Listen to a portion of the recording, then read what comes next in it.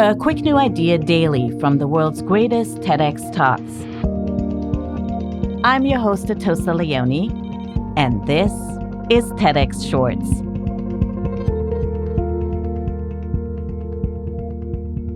What did our ancestors do after dark? From the light on our cell phones to the digital clock on the wall, street lights to auto headlights, we're subjected to lights 24 hours a day. Dr. Nancy Gonlin, archaeologist and senior associate professor of anthropology at Bellevue College, sheds light on that question and explains why we should care about light pollution. There are a lot of misconceptions about what archaeology is. The main goal is to understand and reconstruct the vast array of human cultures, some of which have disappeared. We can do that better by studying ancient nights. Think about all of the things that you do at night and how they differ substantially from what you do during the day. Sleeping, sex, socializing, partying, sneaking around, all of those things come to mind. If we don't study the night, we're missing out on all of those activities and much more. I have spent a good deal of my professional life researching the everyday lives of the common people who lived in ancient Maya societies of Central America and Mexico. They left behind a remarkable record of their lifeway. They built grand temple pyramids and palaces and ball courts, monuments and altars, and thousands of houses in their cities in the tropics during the time period that we archaeologists refer to as the Classic. The Classic period is dated from about AD 250 to 900. Until now, our reconstructions of the Classic Maya have favored the day. So, how did the Classic Maya experience the night, and how do we as archaeologists know? Artifacts and architecture will tell us, as well as art and the ancient writings of the Maya themselves and their descendants. The Classic Maya simultaneously feared and revered the night. Their nightscape was full of tropical, fantastical beings, real and imagined, where jaguars roamed and fantastical beings populated the dark. Darkness was not just the absence of light, but represented the time before creation. The night was wild and untamed. The Classic Maya are well known to have been expert astronomers. What happened in the night sky did not just stay in the night sky, for there were dire consequences on this earth. Seeing the stars, the planets, the constellations, the Milky Way, the moon, one could tell whether it was time to plant crops or wage war, for it was written in the stars.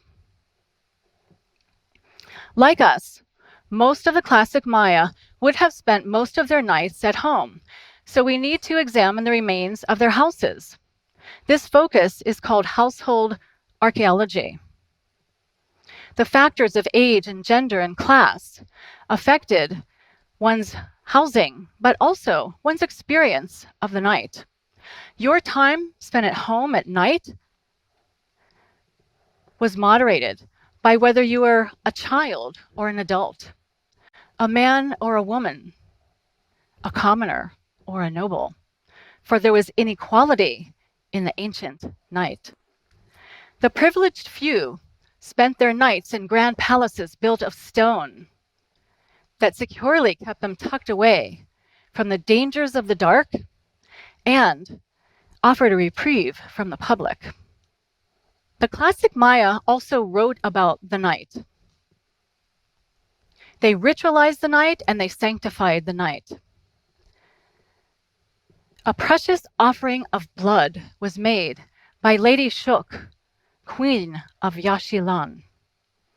Her husband, King Itzamna Balam III, assisted her by wielding a large, heavy torch that illuminated the darkness. The classic Maya also celebrated the night, and one way to do that is with chocolate. They recorded the ceremony of King An-Ak II, ruler of Piedras Negras and a member of the Turtle Dynasty.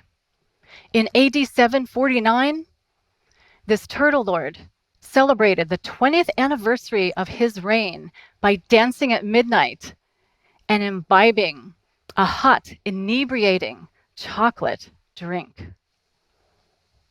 What about the commoners? How did they experience the night?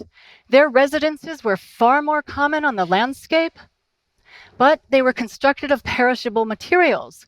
The commoners are the ones who built everything else in their society and nourished the nobles with the food that they grew.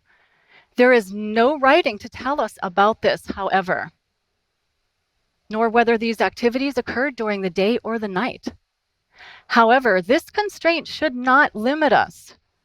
Evidence for ancient nights has always been there, but our perception of it has not. We can use everyday artifacts and features to tell us about the night. A hearth during the day is essential for cooking, but at night, it's transformed for socializing and warmth. The earthen floor of a humble house was a work platform by day, but at night, bringing out the sleeping mats, it became a place for sleep. We can also use the present to tell us about the past. I'm thinking of the numerous studies that anthropologists have conducted on contemporary Maya agriculturalists. And if you know anything about farming, a farmer's work is never done, day or night. There are tasks to be accomplished. We can envision classic Maya women involved in the laborious process of preparing maize and beans for the next day's meals and settling in infants and children for the night. Likewise, men would have been involved in provisioning the household. There are many similarities that we modern humans have with the ancient Maya in terms of the night, but there are also some very serious differences, and one of them is the degree of nighttime darkness. The classic Maya would not recognize our modern nights. We have learned a lot about the classic Maya by looking at the night because it has added balance and perspective to our reconstruction of their lifeway. But we should be concerned about our modern nights. So bright and intense are the city lights that they drowned out the wonder of the nighttime sky. We need our nighttime stars as much as we need our daytime star to provide balance and perspective to our lives. The visibility of the stars symbolizes our connections to each other, to the past and to the future. The TEDx talk you just listened to was recorded at a TEDx event in Bellevue, Washington. All TEDx events are independently organized by volunteers who believe in TED's mission of ideas worth spreading. Special thanks to the organizing team at TEDxBellevueCollege. Want to listen to more TEDx talks? Visit our website at ted.com/TEDxShorts. I'm Atossa Leoni. Thanks for listening, and see you tomorrow.